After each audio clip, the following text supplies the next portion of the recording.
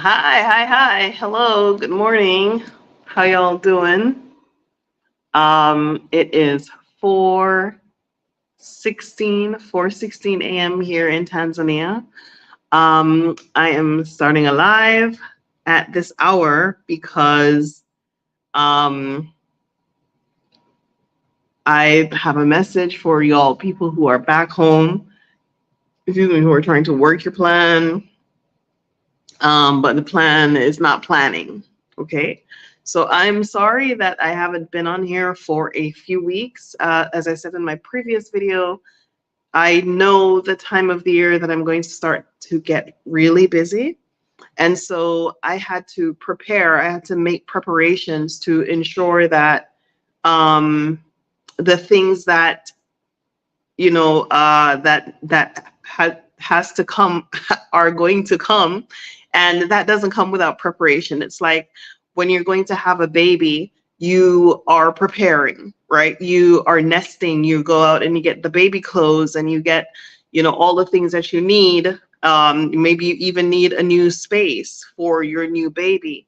So I have been in preparation for this new chapter, this new opportunity, this new baby that has come, so I have been in preparation for that. What I notice in my life is like anything that I need to do takes a minimum of approximately 9 to 12 months for it to be successful. But I wanted to do this live because, people are messaging me, people are emailing me, um, you know, Renee, where are you? Don't worry, I'm right here in Tanzania, but I needed to make sure that I had enough time to commit, like a full block of time for the live. And that time is today at 4 a.m. this morning, and I had to like get up out of my bed to make sure that I can deliver this live. So this live is primarily about you, not necessarily more about me. You have already seen me, you know that I talk the talk, I walk the walk, I'm about it. Okay.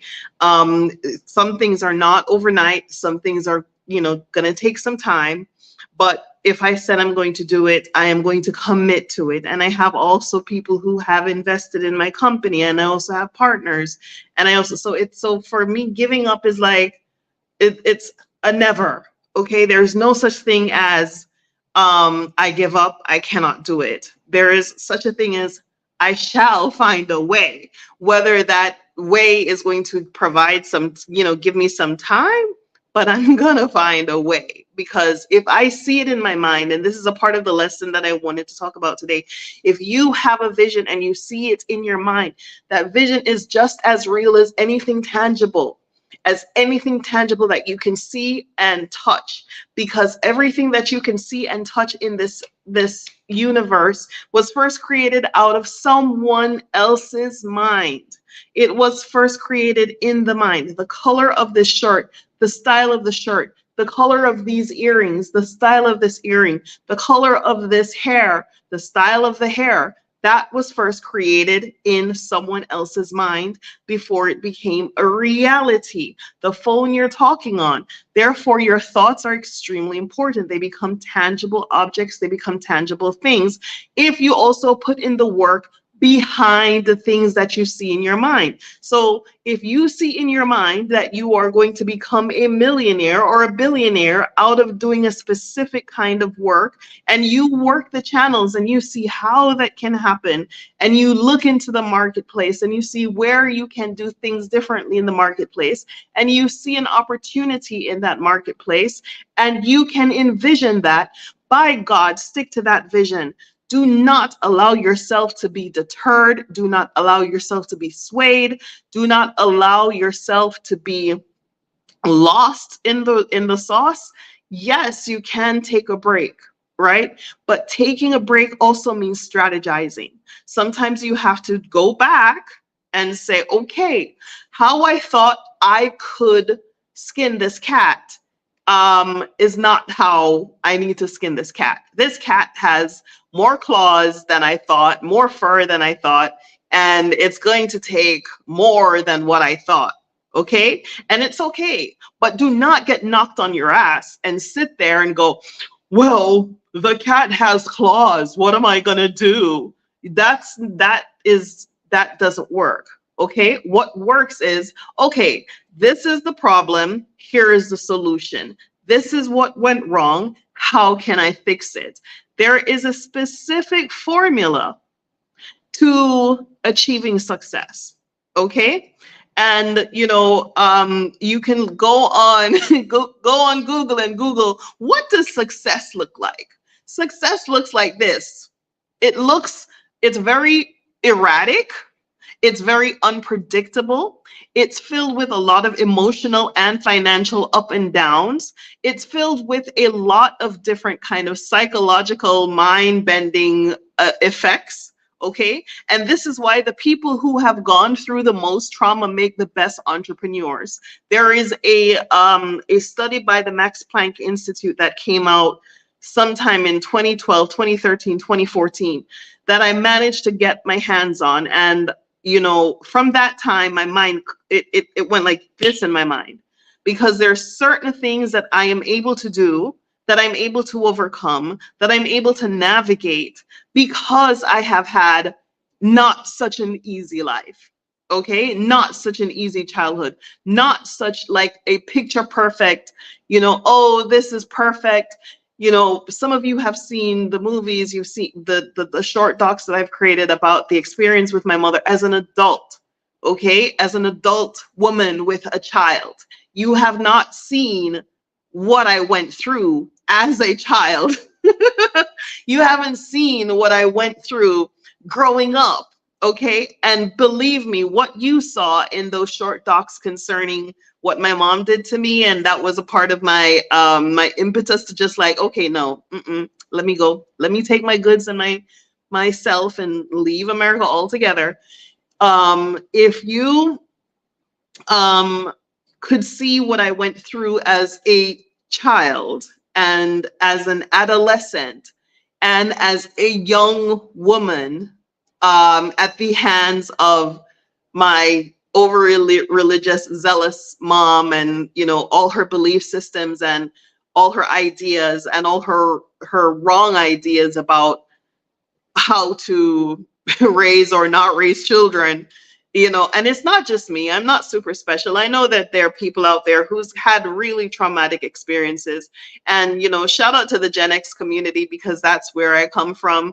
I'm just a different kind of animal. But what I'm trying to say is, if you have gone through experiences that you have had to overcome in your life, when you become an entrepreneur, that experience is going to be of value to you. It is converting that energy from something negative that happened that didn't seem like it had any point when it happened, or any purpose to your life, or any strength. It didn't add anything to you. Once you turn that energy towards entrepreneurship or towards your goal, it's a complete game changer. Okay. For me, I remember when I was going to college, I worked in Manhattan and I was going to college in New Rochelle, New York. Okay.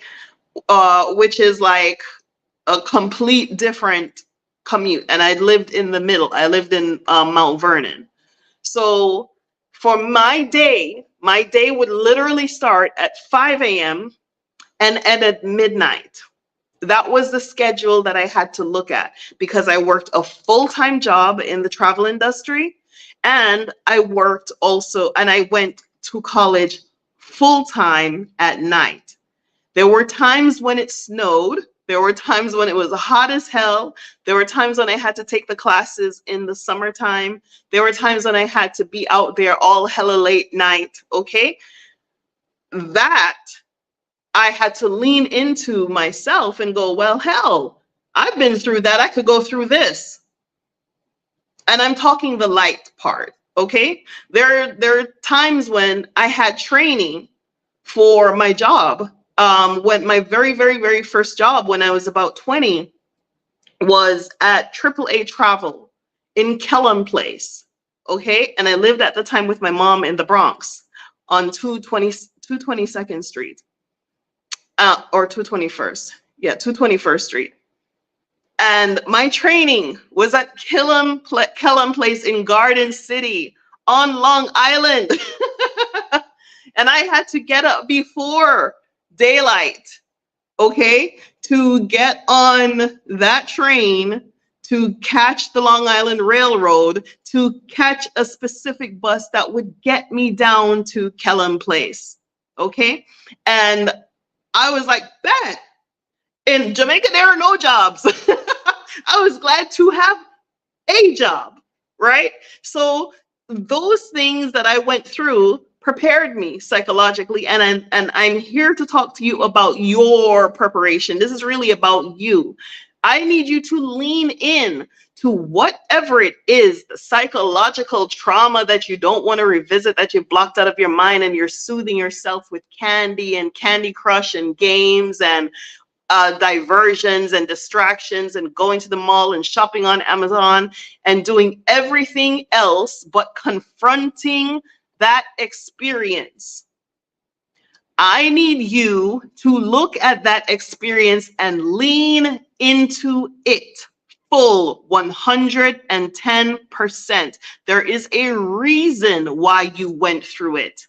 There is a reason why you have that experience, because it created in you a different person than who you were born about, okay? And that is destiny altering. The minute that you realize that things did not happen to you, they happened for you, and you harness that power, whatever it is that is in front of you will come down like the walls of Jericho. Okay? You have a power that no one can take from you, because no one put that power there but those unexplained experiences. Okay? If you live on this planet, you've been through some stuff. Okay? A lot of people who have come here have been through some stuff. A lot of people were treated wrongly and grew up unfairly.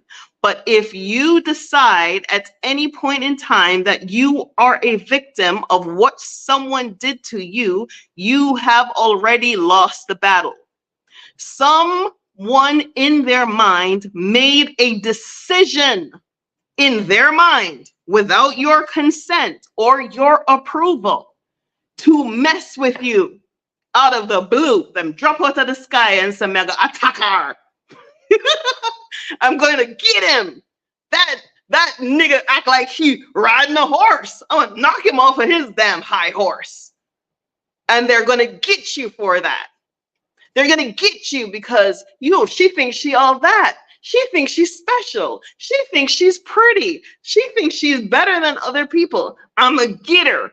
Them in their mind made a conscious decision to get you, attack you, knock you off your horse, leave you in the dust, and trample all over you, drag your name through the mud, and put you under.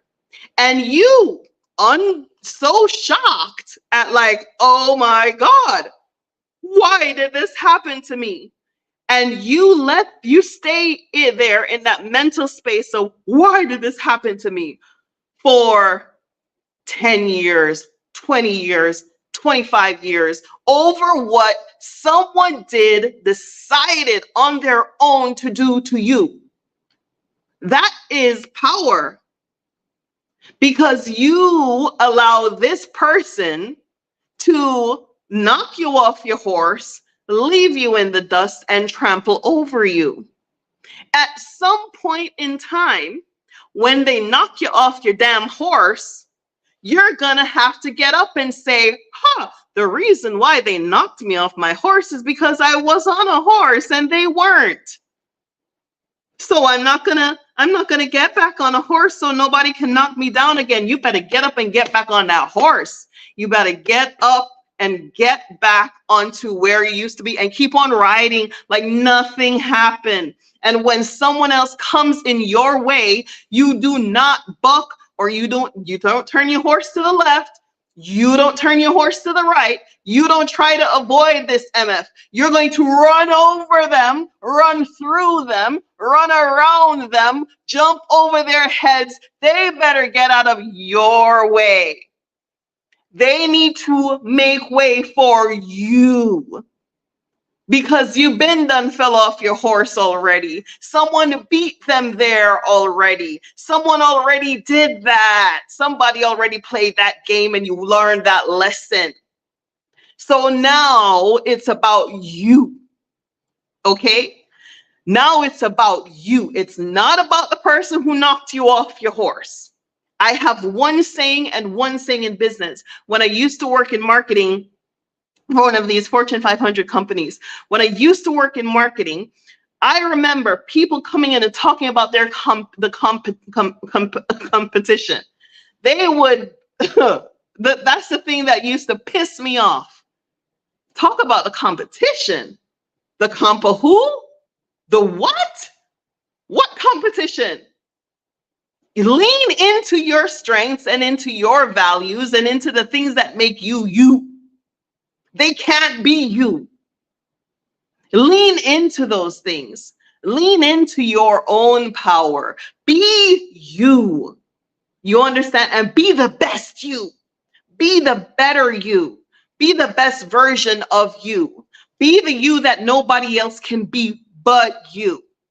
That is how you win market share in a market where you is saturated and you can't compete. Okay? Or where you think you can't compete. But the competition, worried about what someone else is doing, I had one saying and one saying only. That's what they're going to do.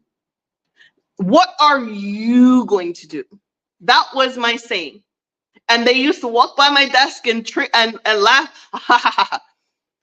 That's what they're going to do. What are you going to do? Because I would bring that up in a meeting all the time, all day long. That's what they're going to do. So when someone has it in their idea, in their plan, in their mind that they're going to trip you up, or they're going to make a mess of your life, or they're going to decide to destroy what they didn't build, or they're going to find a way to try to tear you down when they never built you up, or they're going to try to find a way to fault and flaw something that they themselves wouldn't even fathom coming up with, or have the gut, the strength, or the know-how to do.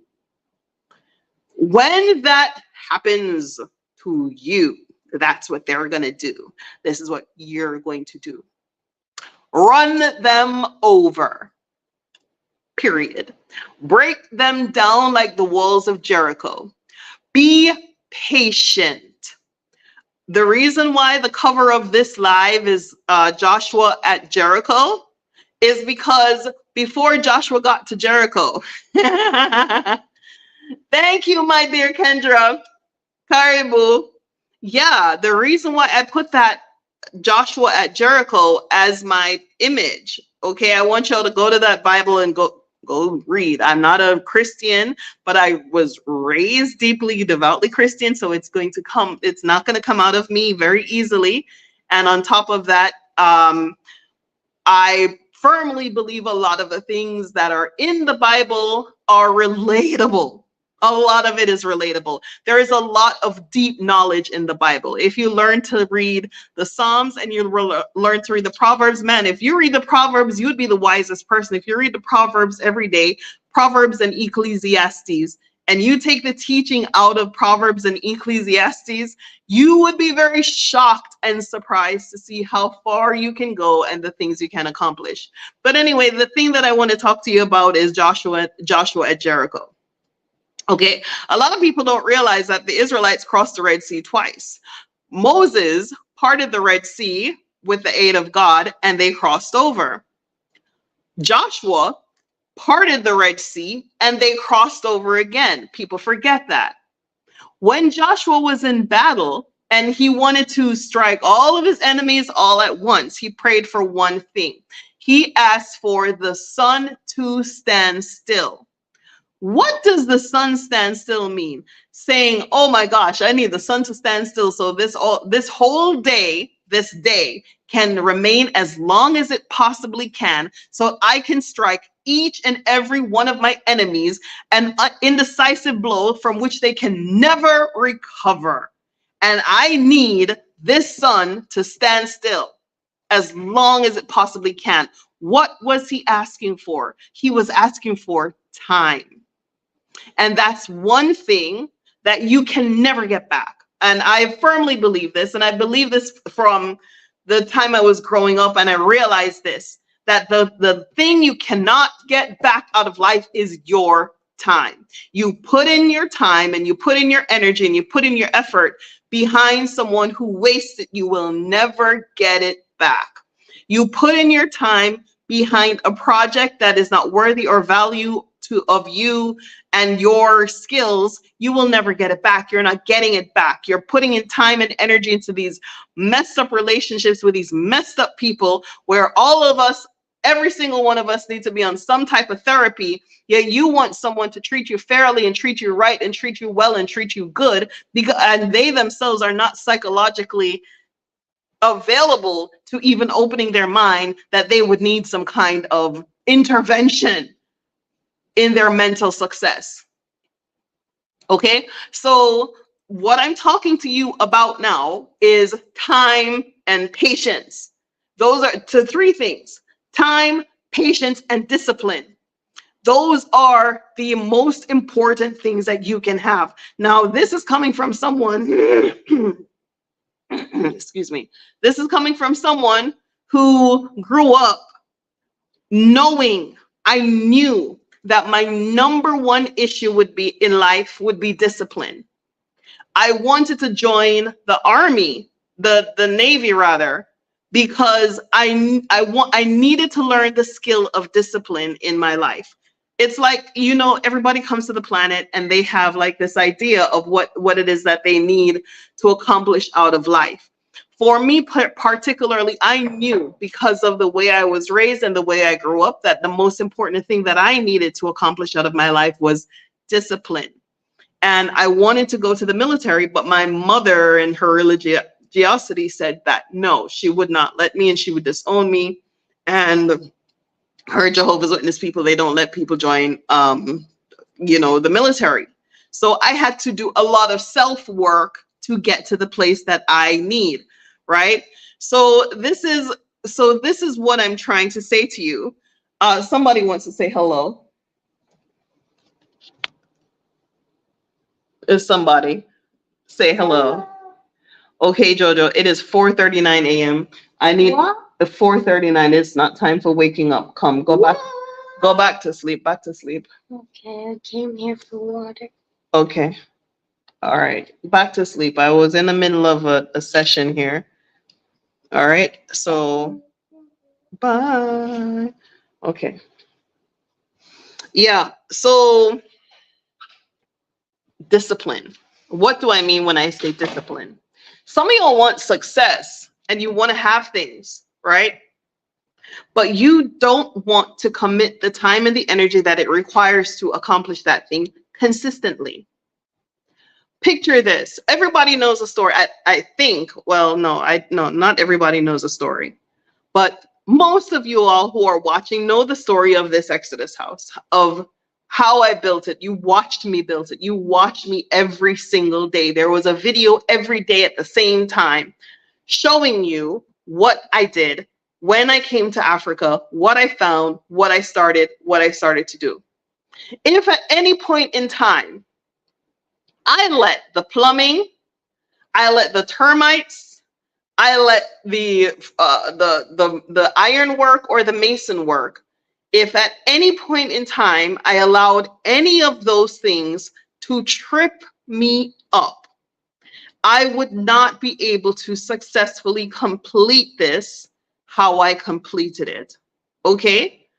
If at any point in time when the rain fell and the light post fell over and knocked down my wall when I was just like at the end of it, if I let that get into my head psychologically, there's no way that I would be able to complete it.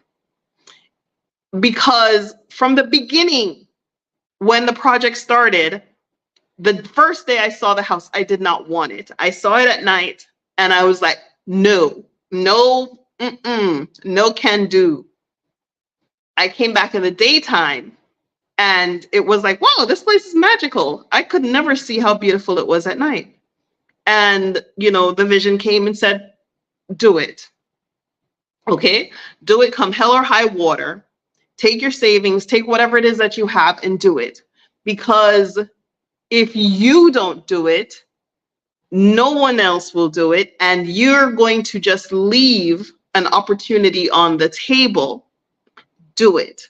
Because you didn't come here just for you. You came here to also prepare a place for other people. And that's something else I want to talk about too. But anyway, I was talking about, before Jojo came in, I was talking about discipline. Discipline your mind. When you have your project or when you have your goal or when you have your business or whenever you have what, don't let these distractions get in your way. And we are only human, especially now in this time and space where all of this stuff is just coming at us. But we're only human and we want companionship and we want friendships and we want the people to accept us and we want love and we want to be at Nana's house on Sundays and we want to be you know, we want all the things. We want to go out. We want to go out to dinner. We want to feel love. We want to be, you know, accepted. And, you know, the thing I'm going to say right now might piss y'all off, but what I'm going to say is also in the Bible. In Ecclesiastes, it says there is a time and a purpose for everything under heaven. Therefore, if you are trying to get up the mountain, you are going to have to stop, cut off everything and everyone to get to that next side of the mountain. It is a part of your discipline. It is a necessary part of your journey. There is no way in hell you're going to become someone new out of being the same person. So you are going to have to learn to get disciplined about your time. Once you spend it, you cannot get it back. One of the things that I like to do, okay, and I'm going to share this with you, and hopefully you can start looking at that. If you pay your mortgage on the 1st of every month, your mortgage, your light bill, your internet, your car note, your car insurance, all of your living expenses, let's say you pay that on the 1st of the month, right? You literally have 30 days in which to maximize that time for those things that you've paid for.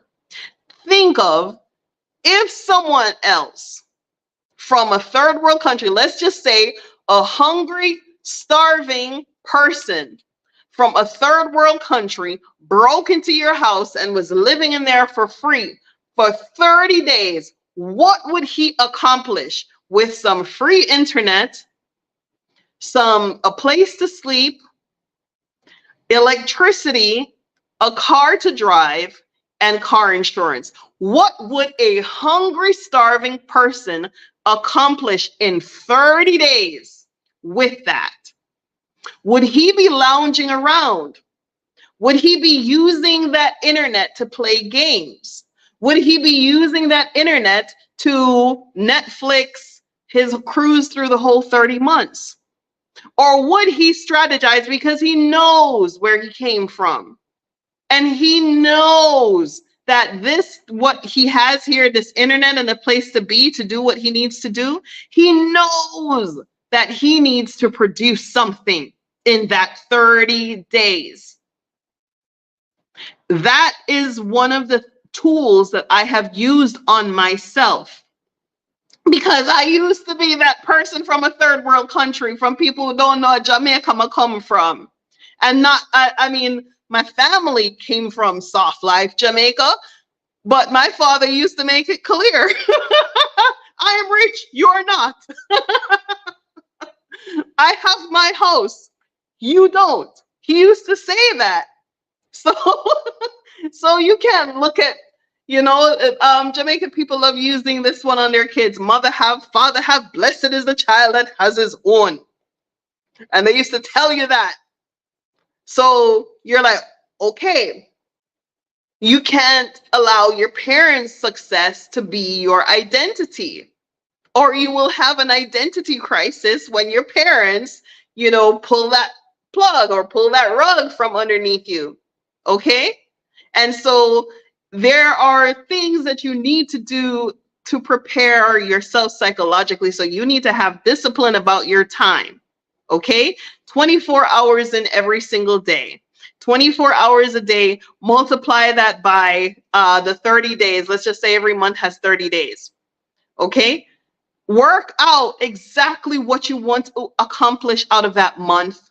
Break it down into weeks. Break it down into days. So these 3 days, these 8-hour period, I'm going to tell you another story. I also worked for Royal Caribbean Cruise Lines. I worked for Royal Caribbean Cruise Lines. When I started that job, it was a sales and commission only job. And there are people who left. They're like, I'm not doing that. That's commission only. And it was a part-time commission only job. And they gave us 24 hours every single week to make the money. Now, I had a full-time job, but why not? It's Royal Caribbean, free cruises. So I did it. And I was in sales.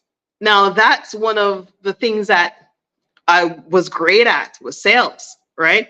And I think eventually I'll start teaching some of my personal skills on sales, right? But I'm going to give you this. They gave us 24 hours every single week. The minimum you had to sell at least $36,000 worth of cruise before you made $100. Think about that. Not 3,600, 36,000 US dollars before you made 100. And then from there, 100 became 500. But then something that I noticed in the very, very first week when they hired us was that the commission scale was not reflective appropriately. So the full-timers worked 40 hours a week. We worked 24 hours a week. Okay, the full-time scale was 57,000 US dollars before they earned 100. The part-time scale was 36,000 before we earned 100. 36,000 is not half or a quarter of 57,000 US dollars. So the scale was not correct. And I, kindly emailed them and I asked for a meeting, and they, I'll never forget the name of this guy, Steve Oder. I probably shouldn't say his name, but I did. But they called a meeting, and this was like something like 30 salespeople, because now he was going to math me into submission. He was going to math me down psychologically. He was going to break me down in front of this whole company, this whole sales force with all of these new employees. He was going to show me, right, the girl who on the very first day on the phone had already made more than $10,000 that very first day on the phone. He was going to math me. Okay? So that one of the things that they do is they hire you, they put you on the phone so they can hear you, and then they can train you based on what you say on the phone. Okay? But I was a killer. So when I went there, I had already had all the sales skills and the knowledge and the know-how, how to have a communication with people to provide for them what the value that they needed.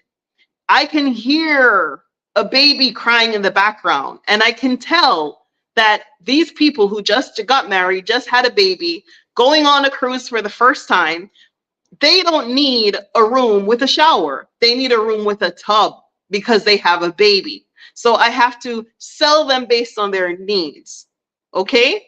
I can hear when someone is on a budget, but they want to sail on a balcony or in a suite. And I can tell them, hey, look here, listen, you're by yourself on a whole entire cruise. You are not going to spend any time in the room. Even though I'm selling them down on the balcony, I would say, why don't you take an adjoining sea view room and get your family to come with you because it's going to be fun. So I just sold them 2 cruises. I just sold 4 more people a cruise. I just made a whole, so instead of saying, yeah, I sold a balcony and I'm going to make all this money, I would listen carefully to who I was talking to, what do they need, and how to provide for them the thing that they actually need. So instead of spending all of your money on a balcony to go in there by yourself and you're going to be out of on that boat every day, you know, you're not going to spend any time on the balcony by yourself. Get 2 ocean view rooms, 2 connecting ocean view rooms, put your sister that you just told me about in the next room. And so now you have somebody to go party with because, you know, and I just sold more than that balcony you were going to book, but you got what you wanted. So in any event, those are the things, some of the things that I did. So this man, Steve, brought me into this meeting and he had a big old whiteboard ready for me to, you know, but the thing is, the problem with Steve is he had a salary job. I have a commission-based job. I have a job that I don't make any money at.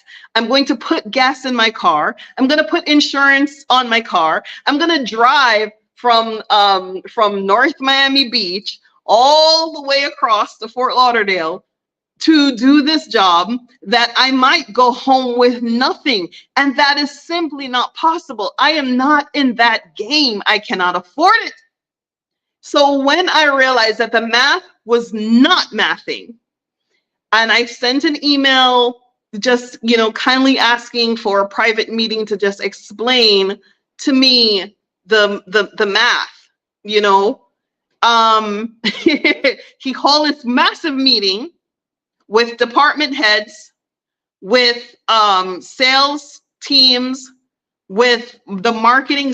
He was going to embarrass me. And so when he got up, he had this big talk about, you know, why this makes sense and it makes sense for the company and blah, blah, blah, blah, blah. So when it was my turn to share what my thoughts were, I didn't have the words, because if the words came out of my mouth, I wouldn't have a job. Okay, because the Jamaican people feisty. So what I did was I went to this big, beautiful board that he had, and I did my calculation. We were making less than 27% of what we were there for, okay? And that's all I could do was make the math. If we were going to be there more than 50% of the time, the math needed to make sense. We also needed to make our commission based on 50%. And I mathed it, okay? There was another young lady, Markeisha, she had worked, Markeisha, she and I became fast friends. She was a Haitian young lady. But in any event, there are lots of people who could corroborate this story who know me for many years. So the math wasn't mathing. I made the math. And you can hear the audible exhale from the room. And the only thing I could say at the end of the day was, this goes to our attrition rate. The attrition rate goes to how many people can you retain? How many employees can you retain?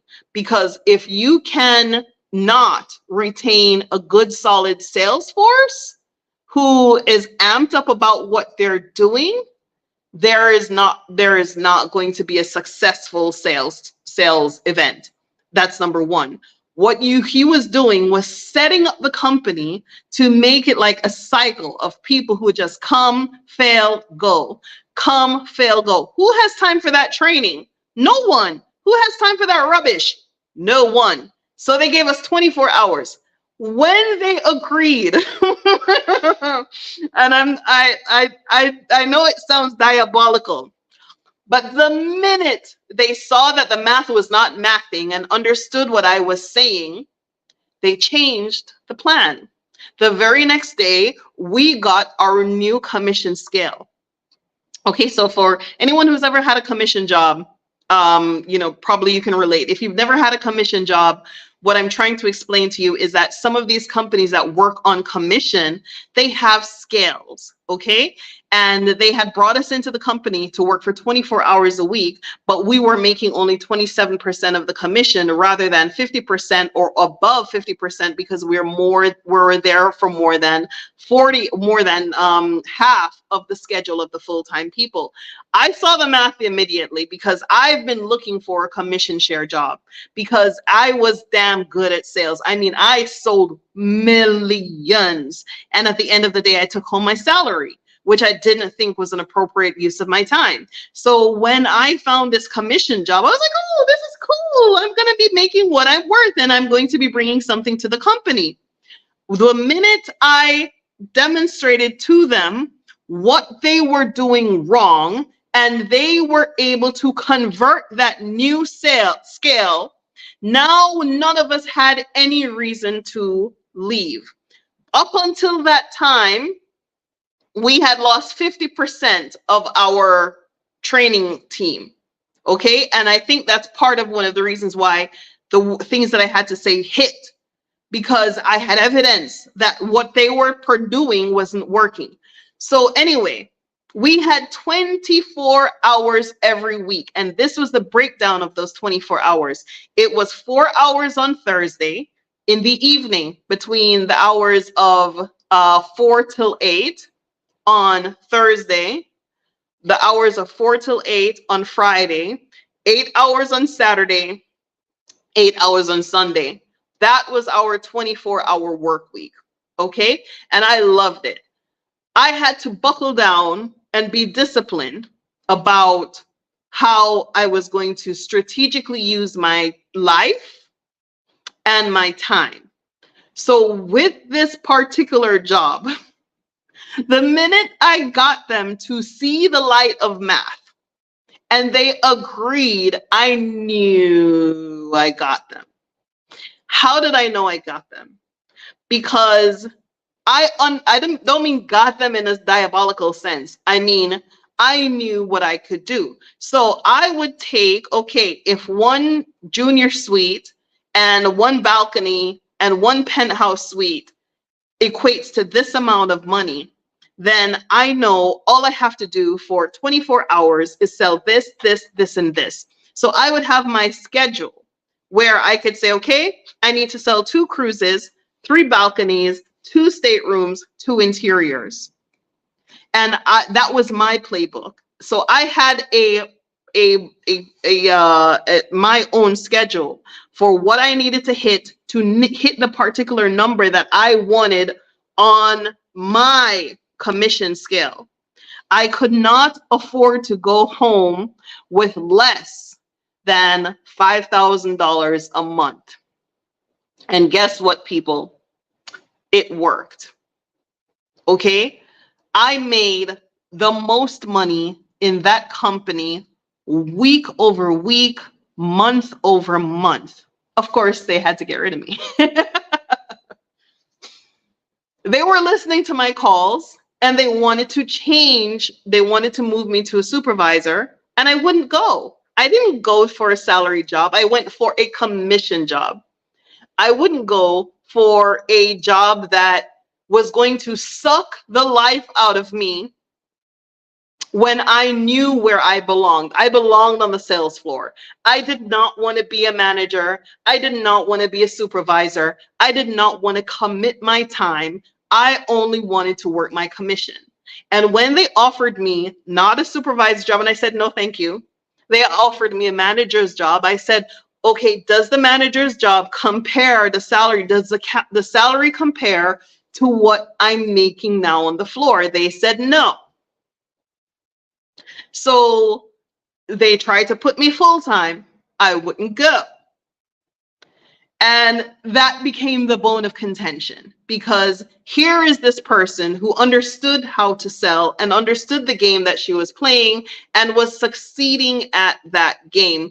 And no company, no one wants that, because now we have the full-timers who've been there for 5 years, not earning 5,000, not earning 7,000, not earning nowhere near that every single month. They have children to feed. They have their own bills to pay. They have their responsibilities. And here is this little chick just floating in here for 24 hours a week and bagging and floating on out. Sometimes I'll be floating out on a cruise ship. That's how I used to do. I could swap my days. So if I knew I was sailing on a Sunday, I would swap out that Sunday, this Sunday, and the next Sunday with someone else. And maybe the 4 hours. So that's how I used to do. And they don't want that. They didn't like that. Okay. And that taught me a lesson about time. What can you accomplish in 24 hours? After that job, I became a beast. I became a different kind of animal. Now I started to consult. I started to consult because I understood the value of my time. If I was still sitting in that seat at Royal Caribbean, I know I would be bagging over 40,000, 50,000 US dollars a month, because it was on the scale. They put it on the scale. They put these numbers, these magical numbers, these unattainable, psychologically baffling numbers for people to look at and go, wow, I can make 100,000 in a job. Wow. But they don't expect people to hit that money. They don't expect you to reach that number. What they expect for you to do is come in and work your little time and go, and then always be working harder to achieve this thing. And if you punch in 1 minute late, well, you know, I guess you don't really want this job. I guess, you know, and they would play these games with people all the time.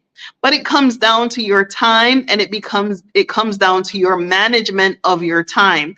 It comes down to the value that you put into your time, not how much time you spend doing something, but how much value you put into the time that you spend. So let's go back now when I said that if you pay your mortgage on the 1st of every month, you pay, so you have a whole month. Why are you paying for your mortgage, your light, your internet, your car? Why are you paying those things? Are you paying it just to breathe? Or do you have a vision or a mission or something that you're trying to accomplish within a specific space of time? If you have a vision and a mission to accomplish something in a specific space of time, I implore you to make yourself a schedule. A weekly schedule, a valuable schedule, to say 24 hours in this week, what can I produce that will be of value to myself and my family if I push this, and these buttons?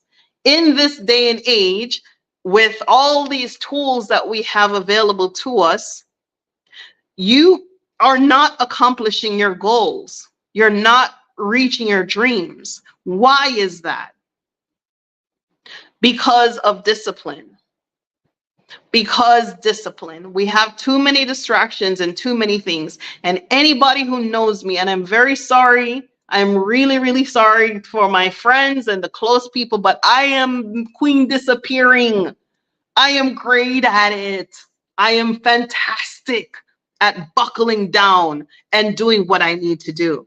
I have the power to disengage. I have the power to shut the light switch off and do the work. And when I get to the other side of the mountain, we can have some fun. That's how I got through college. One of my friends told me that was something she always admired, that I could go missing for 3 months and just do work. Yeah, if I have finals, if I'm out there busting my chops in the sun, the rain, and the moon to go to school, right? And now come final exam, you want to plan spring break? No, we're planning spring break when it's spring break.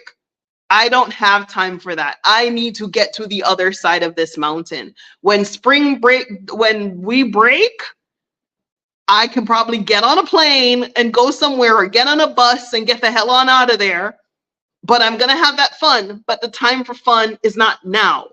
Okay? I don't want to lose my focus and I don't want to lose my concentration in this back and forth on the phone with you. So I would disconnect my phone, not call the company and disconnect, but I would unplug my phone back in the days when we had house phones. I was notorious at it. I would shut the ringer off. I had purposely this phone that you could see through, and I had that phone for years because it saved my life once on 9/11. But anyway, I had a phone like this that you could see through, right? You could see straight through it. And so when it would ring, it would light up. And that's the phone that I use because I would shut the ringer off and buckle myself down. And if someone was if I saw that phone lighting up back to back to back to back to back, I knew someone was trying to reach me if the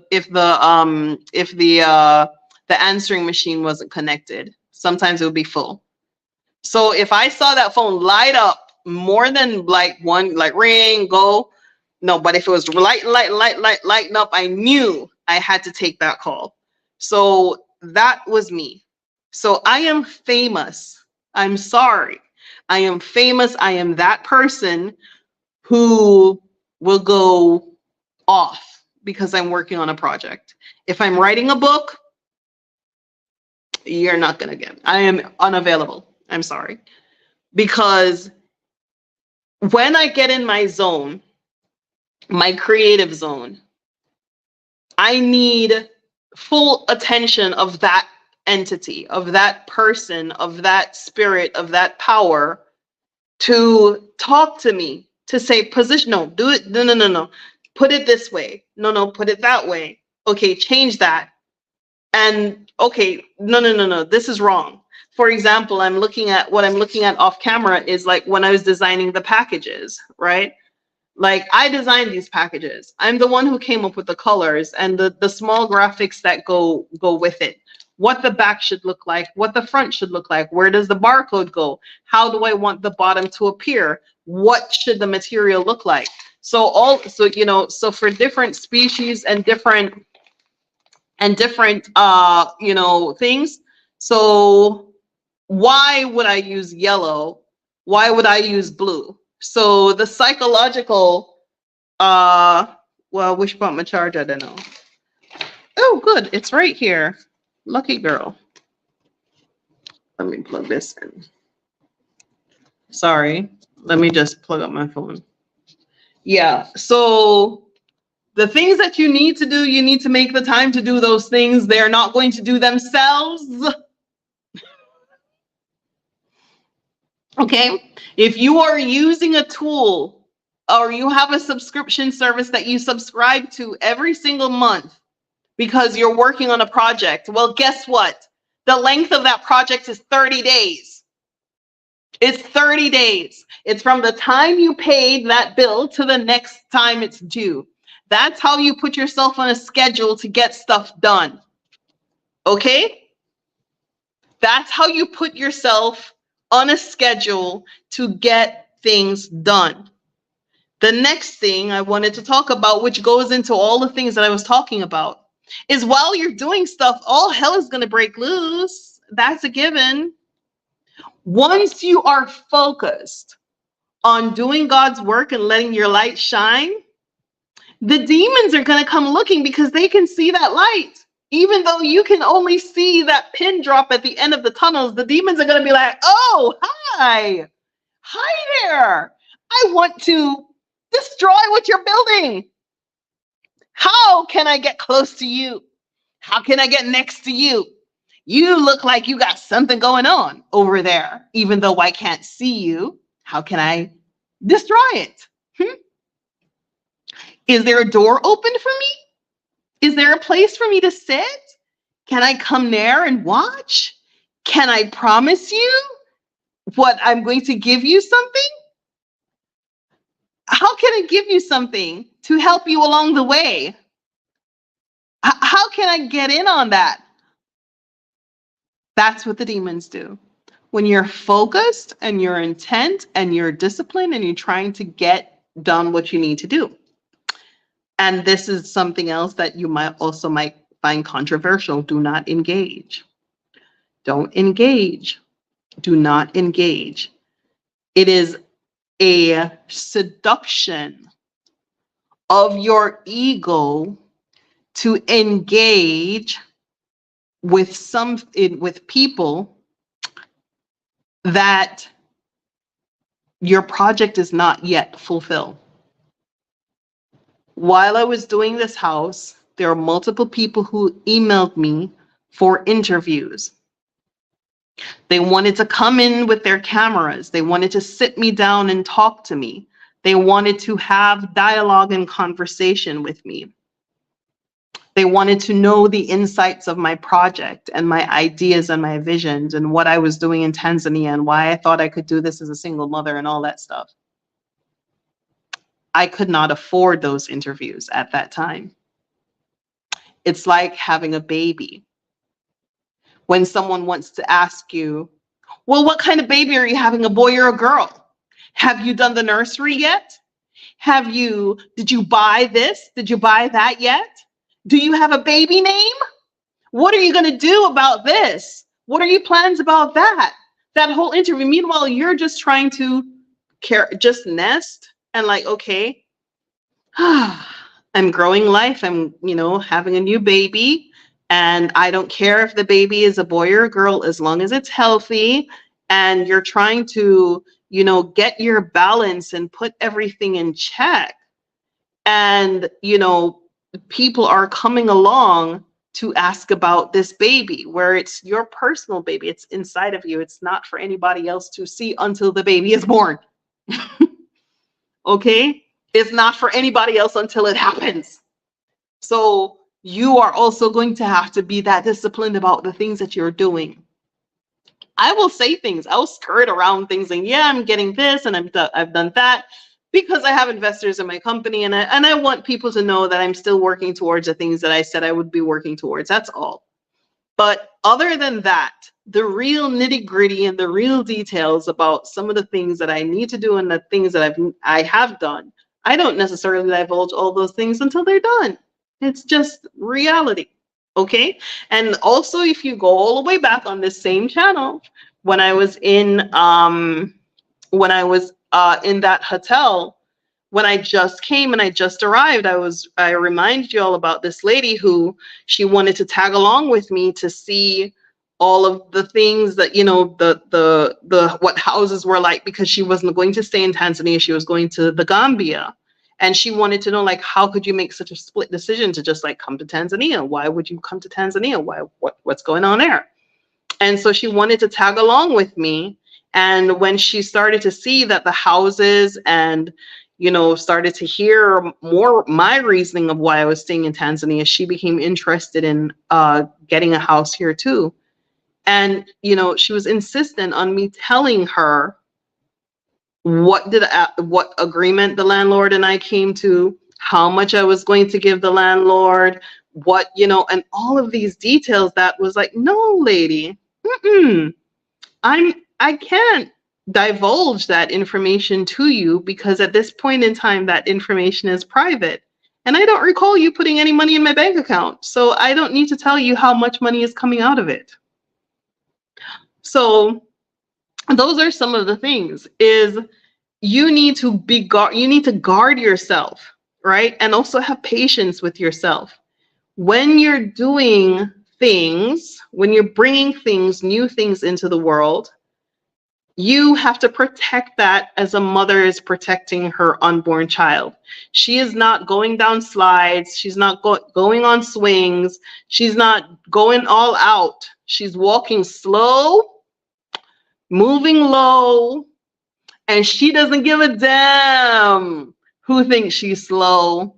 She doesn't care about who thinks she should be moving faster or what she should be doing, because she is filled with life and she is taking her time producing that life. And if she really knows something, she does not get emotional, because all of the emotions that she has, she will be putting into that life. There's some of y'all who allow yourself to be frustrated with your project to the point where you hate your project. You hate your vision. You want to give up on it because you're like, God damn, this took away a lot of my time and my friends and my energy, and this took a lot out of me, and blah, blah, blah, blah, blah, blah, blah, blah, blah. And you start complaining about your project. No, you just don't have enough discipline to focus on producing your project. If you have to take a break, take a break. But if you're going to put something out in the world, you have to put love in it. You have to put love in it. You have to put time in it. When I say love, meaning you have to enjoy it as you're doing it. You have to make things and smile while you're making them. When you think about A, is this going to change some lives? B, is this going to be productive to humanity? C, is this going to change my life? D, is this going to be something I can pass down to my children? You know, go all the way down that list, right? Put love in it. Put a smile on your face when you think, okay, what is the perfect contrast between this color and this color? What is the perfect contrast between this? Why would someone choose my product over someone else's product? What's the story that I can do here? You know, you have to do things with love over emotion and aggression, because once you start doing your project with aggression, right, you create an atmosphere around it. So when you see it, you're going to start to feel some type of way, and that negative emotion is going to drag you down each and every single time you want to move forward with the same project that you hate. Okay, and I'm guilty of this too. Excuse me. I'm guilty of it. So don't think that I've mastered some kind of thing and I'm now like bestowing all of this knowledge on you. No, I am trying to tell you that it happens to me. Because there are things, especially with the seaweed project, where I'm like, oh my God, right? And where I had to look at it like, why is this so difficult? And part of why is it so difficult is because in the beginning it was difficult. There were things that made it very difficult. And then I looked at it and go, well, Renee, if you were a millionaire, would it be this difficult? So is it difficult because it's difficult, or is it difficult because you don't have the resources to, you know, to do it with the budget you have? Is that the root of your frustration? Because if that's the root of your frustration, it's really not that difficult if you look at it properly. So what is the real root of your frustration? So the real root of your frustration is that you don't have enough to do what this project requires to do. Okay? And then that once I can break that apart and look at it from a different perspective, I can say, okay, these ideas that I once held true is no longer valuable to me. It is not serving me on a day-to-day basis when I need to get up and do this project. Because at the end of the day, the real goal is to try to improve lives and create opportunities for the people of Tanzania and the people involved in the seaweed industry. That's the real goal at the end of the day. Because if it was about living luxuriously or having, the best of everything, I've been done had the best of everything. I've been done live. So I'm past that. I don't need anyone to give that to me or a company to give that to me or whatever, because a very big part of my success lies between my two ears. It's in my head. If I see it, I have it. If I want it, I hold it. If I envision it, I live it. And I don't think I am 100% truthful in how I say particular things, because even though I have had a rough upbringing, I have also been abundantly blessed. I have also received so many things, so many glorious things from the space of just working in the spaces that I work in. Okay, I have received my flowers. I have gotten my praise.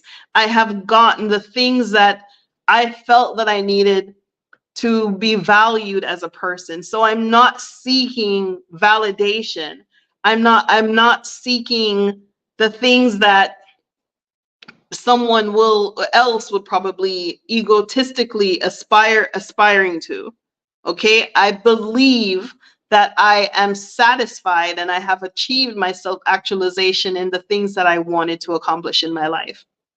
And I'm trying to share with you this message about using your stumbling blocks, using the things that happen to you as a tool.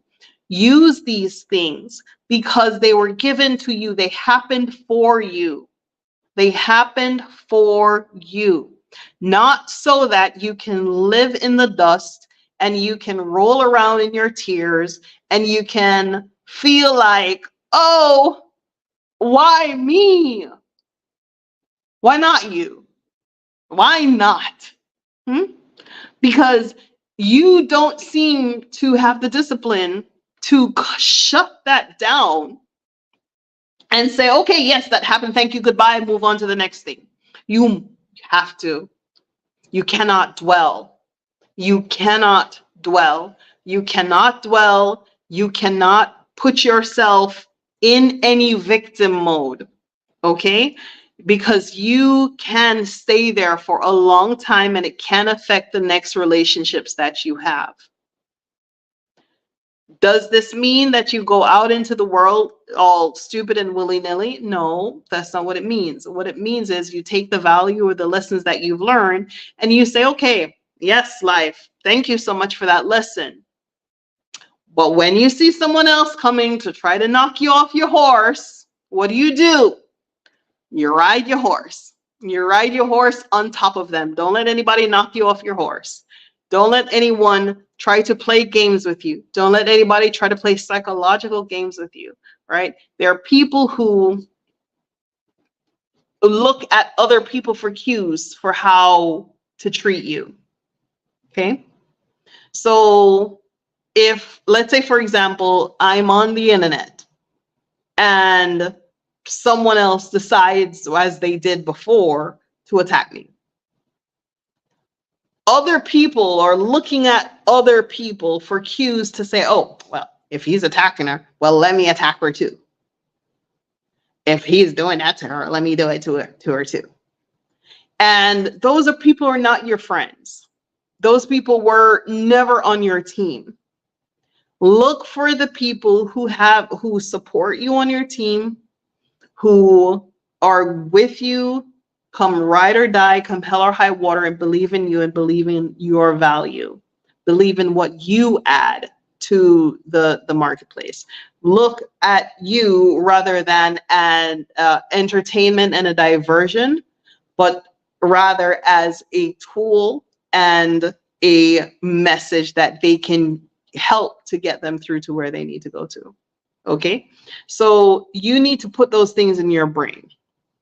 Your discipline, value of your time, and stop letting distractions distract you. And that goes also to your emotions.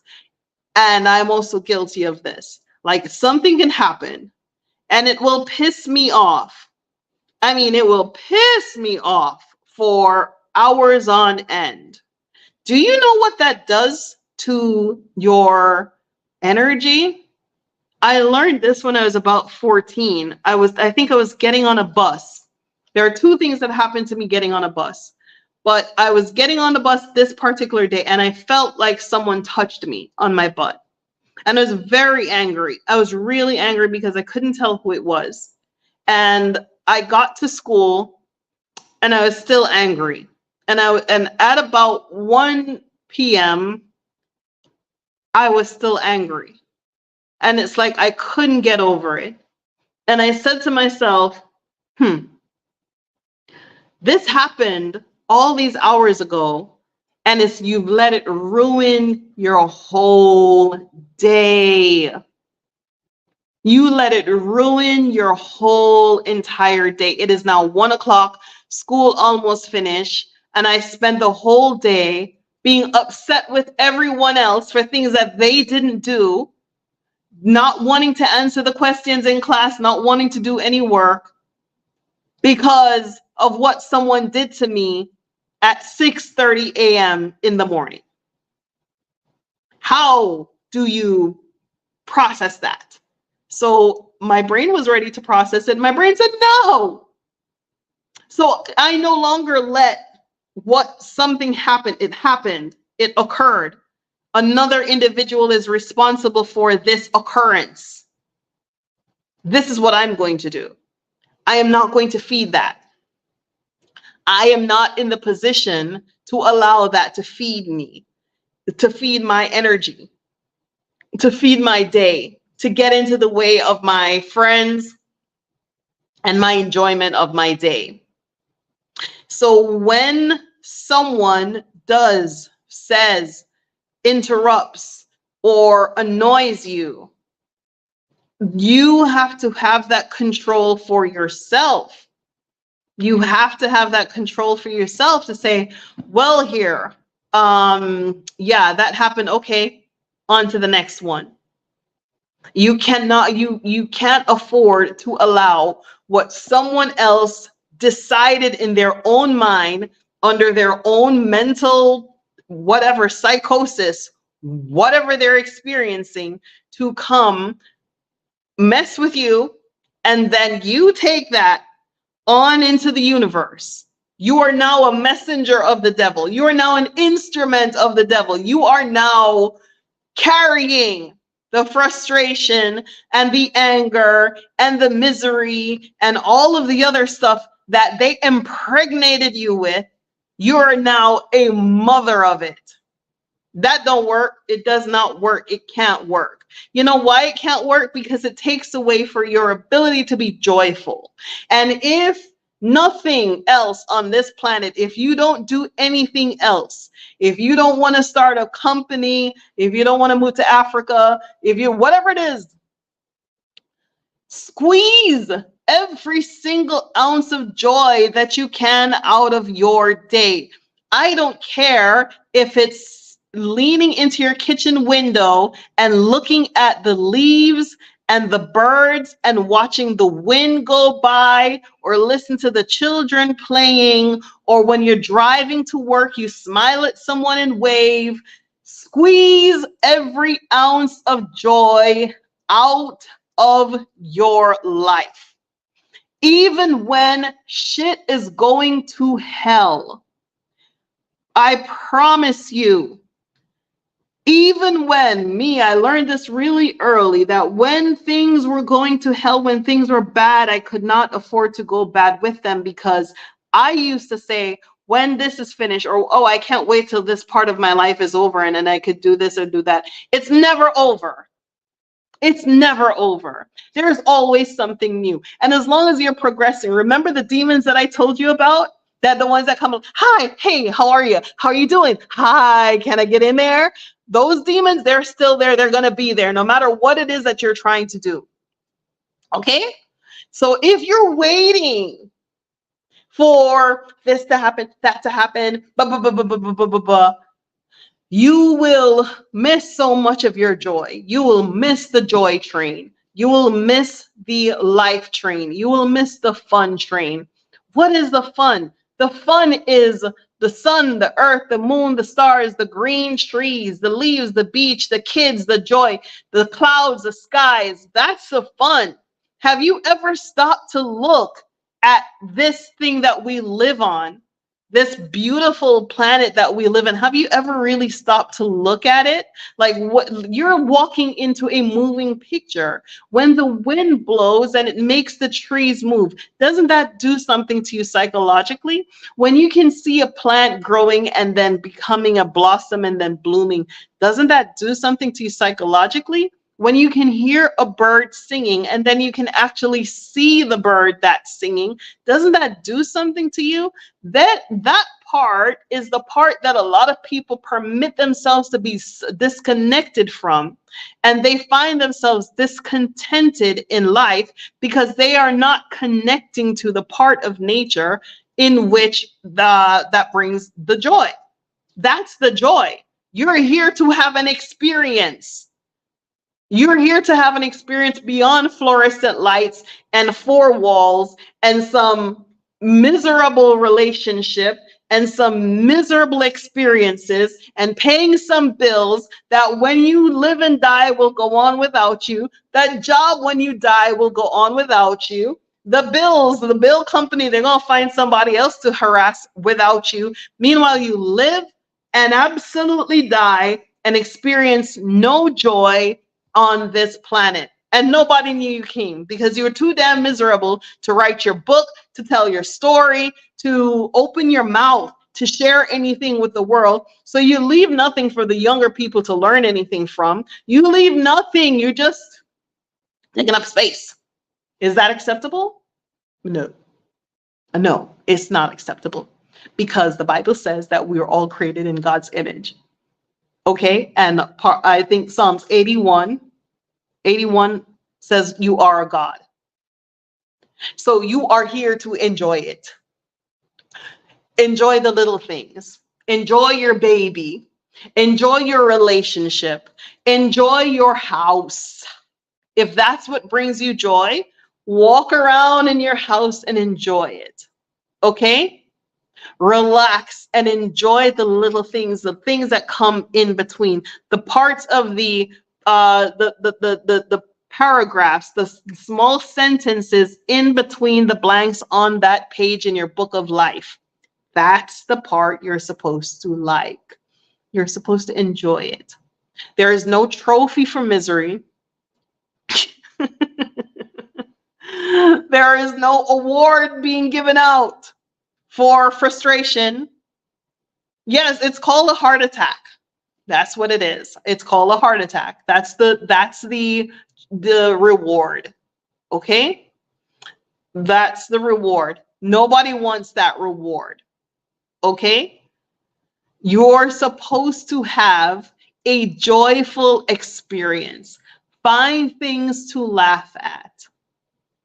If you're sick, watch things that make you laugh. Humor helps. If you're going through a moment, go through the moment.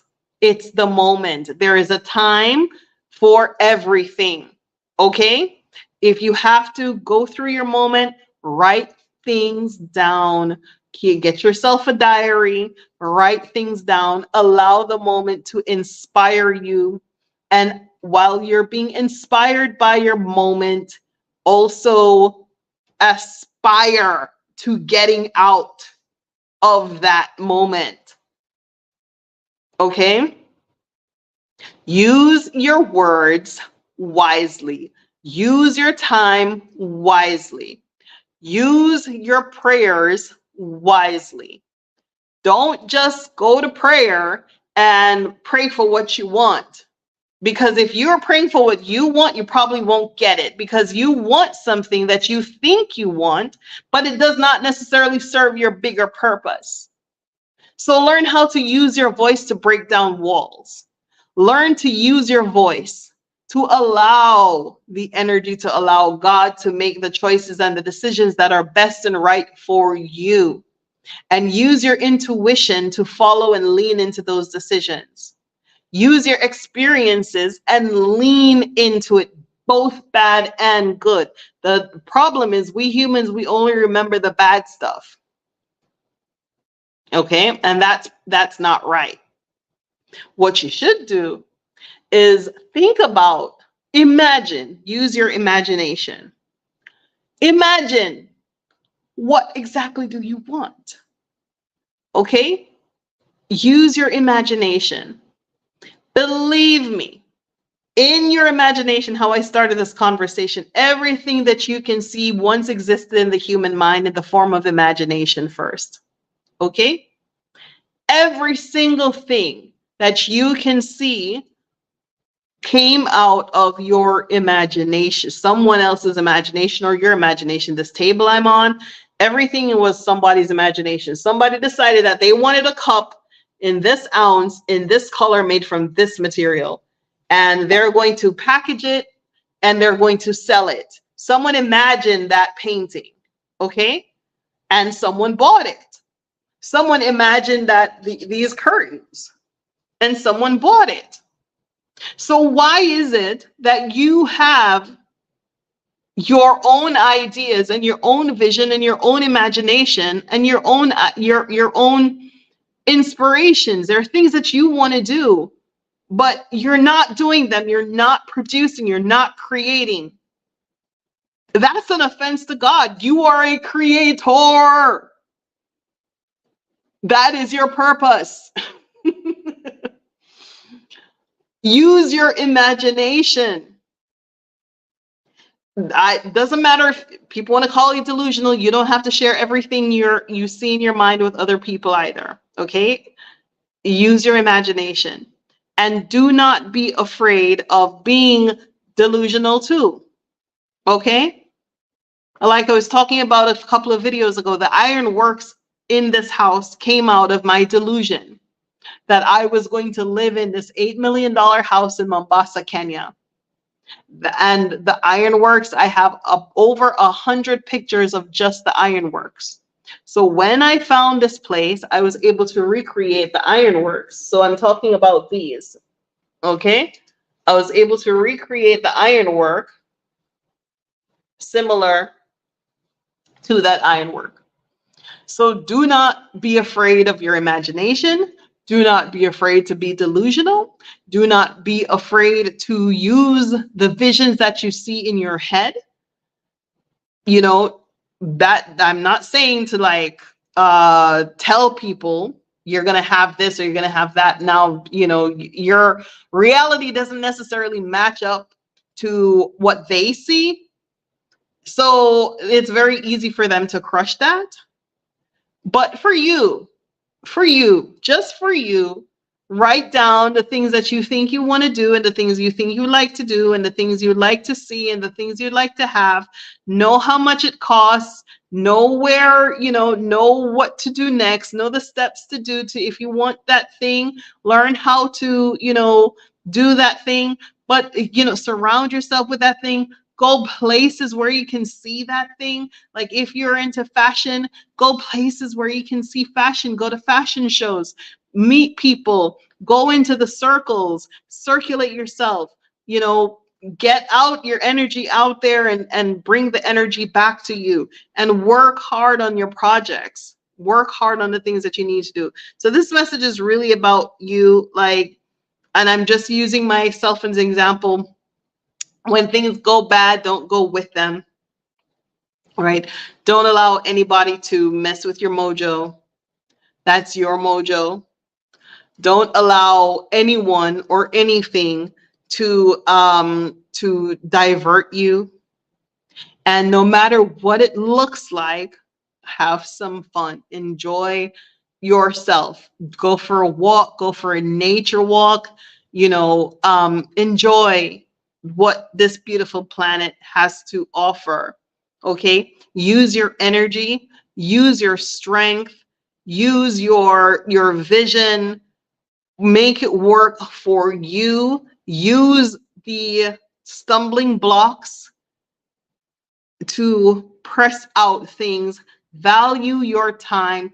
Stop wasting your time with people who will never value you. If you're looking for a relationship and you're only encountering the wrong kind of people, date yourself for a while, talk to yourself, treat yourself nicely, understand yourself some more, and understand who you are and where does another person fit in to who you are, so you can know better for what you're looking for, where your standards are. But you're not going to get what you're looking for if you don't know who you are. Okay, you could be looking for 6 foot tall and this and but and you might even get it, but do you know how to keep it and how to retain and maintain a relationship? So, I mean, I'm not one for the relationship advice, but I'm definitely the one for the business advice. Okay, so that's what I have to say. For anyone who would like to connect with me, get a consult with me, whether that's on entrepreneurship or whether that's on repatriating to Africa or coming to stay at the Exodus House, here goes, excuse me, my email address. All right, but this is primarily information that you all can use. I am not on here all the time because I'm out manifesting. Okay, I missed something. ExodusAfrica1@gmail.com. I am working towards the things that I see in my head and the things that I see that are attainable. If I, press the right buttons and if I do the right things towards this particular goal, I can achieve. And I cannot allow anyone or anything to distract me or divert me, whether that is negative or positive. I just can't. I'm on the road. Okay, I cannot. It's just where I live. Okay, I live in the land of results and I live in the land of producing. Some things take a little while more than others, but I am so appreciative of those of you who have been on this journey with me, who have, come out, have sent messages, have communicated with me, who've come to stay, who've shared their experiences with me, who email me.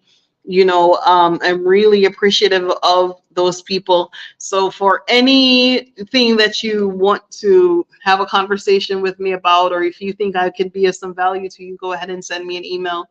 And if you're looking to come to Tanzania, I am in Tanzania, East Africa, for those of you who are seeing me for the first time. I came here 4 years ago with my 4-year-old daughter, who's now 8, who you saw earlier in the video.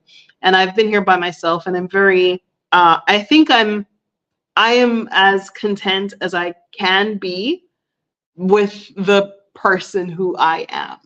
Okay, so my contentment might not be other people's contentment, but I'm contented, and I learned early how to be contented with the things that I have available to me. Okay, when to rest, when to work, when your season begins, will you be ready? What are the things that you need to overcome to get to that place? What are the things that you need to go through to get to that place? What are the tools that you already have in your toolkit that will bring you to that place? Sometimes your only tool is adversity, which is a very powerful and valuable tool. If you say you want to be a billionaire, trust and believe you will get billionaire adversity. Do you want? Are you prepared? Are you psychologically able to handle and maneuver yourself over that hump? Because there is going to be a hump between where you are to where you want to go. The demons are going to come. Do you know how to deal with them? The transition is going to come. Do you know how to handle it? The money is going to come.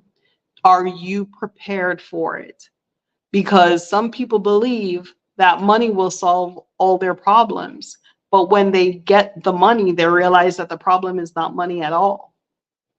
The problem is somewhere else. The problem is psychologically. Are you prepared to handle money? Do you know money? Do you know where money comes from, where it goes, and how to grow it? Or do you only know one dimension of money, which is how to spend it? You're going to have to learn these things. Okay, so if you have a goal, if you have the bigger your goal, the larger the adversity, the deeper the gap between where you are now to where you need to be. Okay, and I'm saying these things because you can see there are people who became millionaires overnight by playing the lottery, and then they lost it within the year. So learn money. If your goal is to have, money is an indicator of success. Money is not success. It is a symptom Okay? But also learning how to use all the dimensions of money. Money comes, money goes. It's currency, it flows. Learn all the dimensions of it, how to grow it, how to multiply it, how to spend it properly, how to create pools of it that you continuously have, a stream when there is just a drizzle coming through your life. You need to know those things. If your goal and your ambition is to have money, you need to know money to have money. You are going to go from obscurity to wealth if you have a vision and you start working towards it and your vision starts to come to fruition. When that happens, are you in free fall? Do you have a budget, a plan? Do you have things mapped out for exactly how you would handle what is coming your way? Because a lot of us want success, but a lot of us don't expect it. And if you expect something, like I said earlier, you prepare for it. Like you are pregnant, you're expecting the baby, but you don't have a crib. You're expecting the baby, but you don't have a blanket. You're expecting the baby, but you don't have any bottles. How are you expecting to be wealthy, rich, have money in abundance, and praying for prosperity and blessings, and you don't have a bank account? You don't know the dimensions of money. So if you want to achieve and attract money into your life, get money literate, get some knowledge and some know-how on how to prepare yourself for this thing that you're looking for. Because we want success in our business, but that success attracts a lot of other things as well. Okay? You have to determine what direction you're going to go. You are the captain of your ship. You cannot permit any old body to just come in and tap your energy. Okay? They were not there with you on the day of your birth. They will not be there with you on the day of your death. They did not create you. Therefore, whoever created you had a vision and a mission for you. Stick to the mission. Hold on to your vision. Stay as truthful as you possibly can to that vision. Make your mistakes, learn from them, stumble over your obstacles, and then stand on them. Keep pushing, keep fighting, and don't let anyone tap your energy. Okay? You are the energy. Okay? You are in charge of your own creative energy. Don't let people zap you and tap you and suck the life out of you and wiggle you around by the tail. Okay? Be in charge of yourself. All right? Be in charge of your discipline and your time. Use it carefully. I talked earlier about what I accomplished in 24 hours every week, and that taught me something about accomplishing things. So I set my goals every single week. I have my goals and I set them. Whether I have to wake up early, stay up late, I'm going to achieve them. Because whoever created me on the day of my birth had a plan. And that's why the visions are in my head and not someone else's head. That's why the opportunities come to me and not to someone else. That's why the things that I can do are in my hands and not someone else's. So I am not in the position to shirk off my responsibility to go do something else or distract myself. Okay? And you shouldn't be either. So I said what I had to say. It's almost time to get JoJo up for school. Thank y'all so much for watching. Kendra, I'm going to send you an email. I have a new book on Amazon. I'm going to send it to you. Okay, honey. Love you. Thank y'all so much for watching. Bye-bye.